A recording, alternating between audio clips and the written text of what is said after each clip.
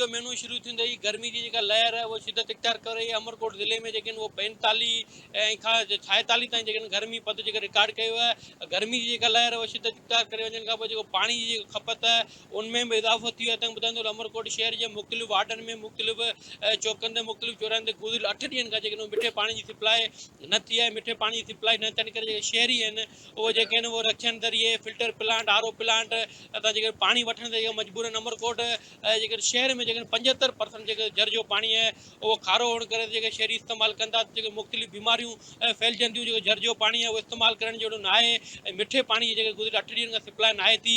उनजे करे शहरी आहिनि उहो जेको पीअण जो पाणी आहे उहो आर ओ प्लांट मुख़्तलिफ़ जेके आहिनि उहो मुख़्तलिफ़ ज़रियनि खां वठण ते मजबूर आहिनि ऐं पाणी जी खोट इख़्तियार करण में शहरी जेके आहिनि सख़्तु परेशान बि आहिनि। गुज़िरियल 8 ॾींहंनि खां पाणी न अचण करे जेके आहिनि उहो टाउन तां में इहो चवण ते जेके आहिनि उहो मथां खां वाराबंदी हुअण करे जेके पाणी जी सप्लाई नाहियूं करे सघिया।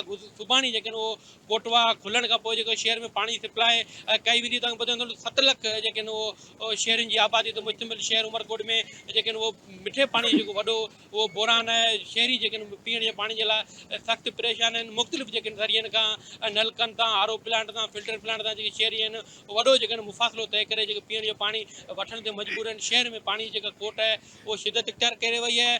मौसमियत खाते तरफ़ां अमरकोट ज़िले में जेके आहिनि अञा बि जेके गर्मी पद वधी वञण जो ख़दशो जेके आहिनि उहो ज़ाहिर कयो आहे। गर्मी वधी वञण करे जेको पाणी जी खपत आहे उहो वधीक थींदी। जेके आहिनि उहो पाणी जेके शहरनि खे न आहे मिलियो उन करे शहरी सख़्तु मुश्किलात में आहिनि। शहरनि जो इहो ई मुतालबो आहे जेके आहिनि उहो फौरी तौर शहर में जेके वाटर सप्लाई पाणी जी सप्लाई करे शहरनि खे बेचैनी खां गर्मी खां परेशान